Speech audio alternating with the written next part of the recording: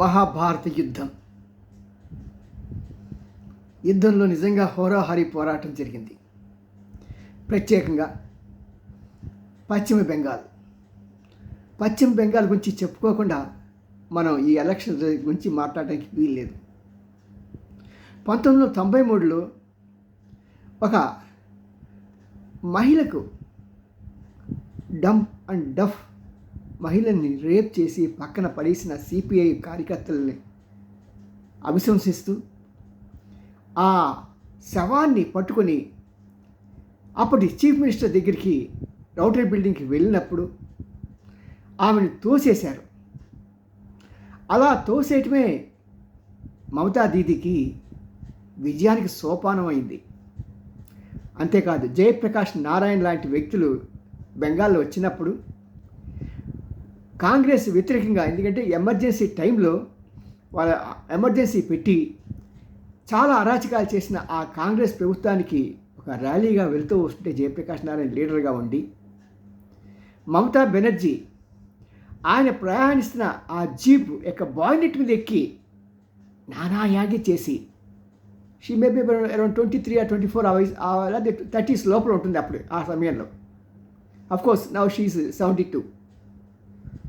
మరి అంత చేసి ఒక ఫైర్ బ్రాండ్గా నిలిచి, ఈవిడ మహిళ కాబట్టి మన మహిళలకి ఈవిడ దగ్గర స్వేచ్ఛగా ఉంటుంది, మనకి బాగుంటుంది, మనకి భద్రత ఉంటుంది అని భావించిన ప్రజానీకం ఈవిడికి ఎలాగైనా సరే మనం సపోర్ట్ చేయాలని చెప్పి అక్కడున్న మహిళలంతా కూడా, ఆఖరికి కమ్యూనిస్ట్ పార్టీలో ఉన్న మహిళలు కూడా ఈమె వైపు తిరిగారు. అలా తిరిగిన ఆమె రోజు రోజుకి బలపడుతూ ఆఖరికి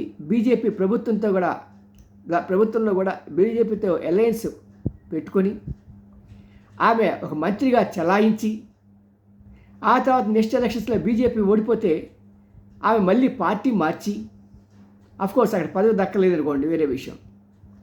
మొత్తానికి ఆవిడ చూపిన తెగువ, మొండితనం, ధైర్యం, రౌడీజం సాధారణంగా కమ్యూనిస్ట్ పార్టీ వాళ్ళకి, ప్రత్యేకంగా వెస్ట్ బెంగాల్లో చాలా రౌడీజంగా ఉంటారు. అక్కడేంటి, ఏ రాష్ట్రంలో వెళ్ళినా సరే కమ్యూనిస్ట్ అంటే భయపడతారు జనాలు, కొద్దిగా మాస్ ఉంటారు కాబట్టి. అలాంటి మాసుల్ని అదరకొట్టి బెదరకొట్టిన ఈ మమతా బెనర్జీ తన పరిపాలనలోనే తన సొంత మనుషులే రేప్ చేసి పక్కన పడేస్తే, ఆ ఎవరైతే రేప్ చేశారో ఆ వ్యక్తిని రక్షించి ఆ అరాచకానికి పాల్పడిన వ్యక్తుల్ని కాపాడటం మూలంగా ప్రజల్లో ఒక రకమైన నిశ్శబ్ద విప్లవం రావటం జరిగింది. ఈ నిశ్శబ్ద విప్లవం ఈ రోజున మమతా బెనర్జీ ఓటమికి కారణమైంది. అంతేకాకుండా కేవలం ఓట్ల కోసమే తాను పుట్టిన భారతదేశం గడ్డకు, తన పుట్టిన హిందూ దేశానికి వ్యతిరేకంగా ముస్లిమ్స్కి సపోర్ట్ చేస్తూ, ఓకే నీకు ముస్లిం సపోర్ట్ చేస్తావు చేయి పర్వాలేదు, కానీ హిందువులకి వ్యతిరేకంగా హిందువుల్ని సెకండ్ గ్రేడ్ సిటిజన్స్గా భారతదేశంలో ఉంచిన నీ యొక్క పరిపాలనకి ప్రజలకి ఏమి చేయాలో తెలియక అల్లల్లాడిపోయారు. బీజేపీకి పూర్తిగా సపోర్ట్ చేద్దామా అనుకుంటే, గతంలో బీజేపీకి పనిచేసిన వారి మీద అప్పుడు కూడా బీజేపీ కోసం కొన్ని సీట్లు వచ్చాయి, కానీ కావాల్సినంత మేరకు రాలేదు. తర్వాత కాలంలో ఈ మమతా బెనర్జీ ఎవరైతే బీజేపీ తరఫున పనిచేశారో వారందరి మీద ప్రతీకారం తీర్చుకుంది. ఆవిడ ఎలా ప్రతీకారం తీర్చుకుంటుందో అనేది పులందేవి మనకు తెలుసు కదా, మధ్యప్రదేశ్ అడవుల్లో పులందేవి అంటే ఎలా భయం ఉంటుందో అలాగే మమతా దీదీ అంటే వెస్ట్ బెంగాల్లో అంత కక్ష సాధింపు చర్య చేసే ఒక స్త్రీ. ఆవిడ స్త్రీ అనకపోతే మరి మీరు గొడవ పెడతారేమో, అందుకని అంటున్నా, నాకైతే అలా అనాలనిపించట్లా. బట్ ఏదైనా సరే అలాంటి అరాచకాలు చేసి ఈ రోజున ఓడిపోతూ ఉంటే, పునాదులు కదిలిపోయిన పునాదుల మీద ఆమె సమాధులు నిలుస్తూ ఉంటే ఏం చేయాలో తెలియట్లేదు. మరి ఈవిడ దెబ్బతిన్న పుల్లాగా ఊరుకోదు.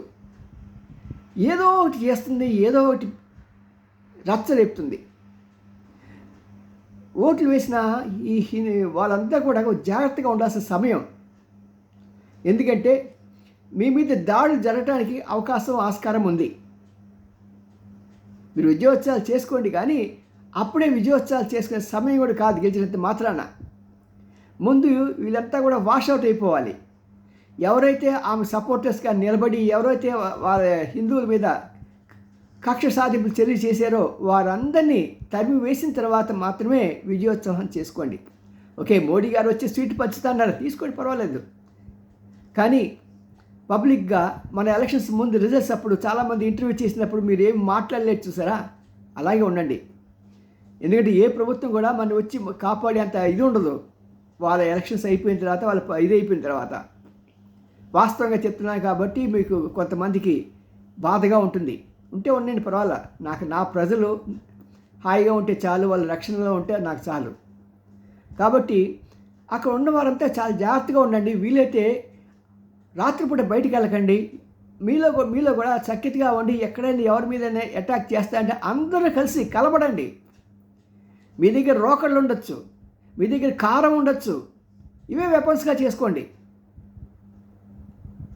మీకు దొరికిన దాన్ని దొరికినట్టుగా, లేకుంటే మీ ఇంట్లో ఉన్న మంచి బంధమైన ఇవి ఉంటాయి సరే పళ్ళలు, వాటితో సరే వారి దాడి నుంచి రక్షించుకోండి. పరిస్థితులు అంత తీవ్రంగా అన్నింటి ఈవిడ చాలా దుష్టురాలు, ఏదైనా చేయడానికి తెగించే వ్యక్తి. అందుకనే ఇక్కడ ఇంకొక 50 రోజుల పాటు, ఇంకొక 50-60 రోజుల పాటు ఒక 50 బెటాలియన్స్ని ఉంచడానికి ప్రభుత్వం సిద్ధపడింది. అయినా సరే సరిపోదు. ఈవిడ పగ ప్రతీకారం చల్లారితే కానీ అన్నిటికన్నా ప్రజలు ఏం కోరుకుంటున్నారో తెలుసా అండి? మమతాని వాళ్ళ మేనరుడిని రాష్ట్రం నుంచి బహిష్కరణ చేయాలని. ఆ రాష్ట్ర బహిష్కరణ చేస్తేనే కానీ అక్కడ ప్రజలు సుఖశాంతులతో ఉండరు. అంతేకాకుండా ఎవరైతే రకరకాలుగా హింసలు పాల్పడ్డారో వారందరి మీద నేరాలు మోపి ఆ నేరాలు ఎఫ్ఐఆర్ చేసి వెంటనే కోర్టు, దానికోసం సపరేట్ కోర్టు ఒకటి పెట్టి త్వరగా ఒక 1 year లోపల వాళ్ళందరికీ శిక్షలు వేయాలి. యోగిత్యనాథ్ లాంటి వాళ్ళని దీనికి ఒక అధికారిగా పెడితే బాగుంటుంది.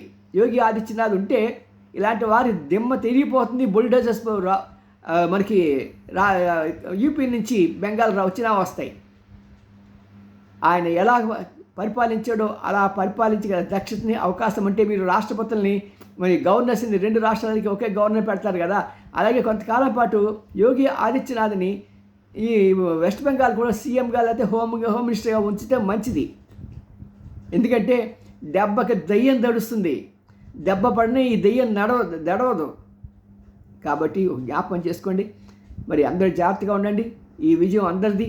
ప్రత్యేకంగా బాధపడిన బాధాతప్త హృదయాలందరికీ ఒక ఓదార్పు, ఉపశమనం. హిందూ జాతి మీద జరిగిన అత్యాచారాన్ని, బలాత్కారాన్ని పక్కనున్న కాశీలో కలిపేద్దాం. జై హింద్.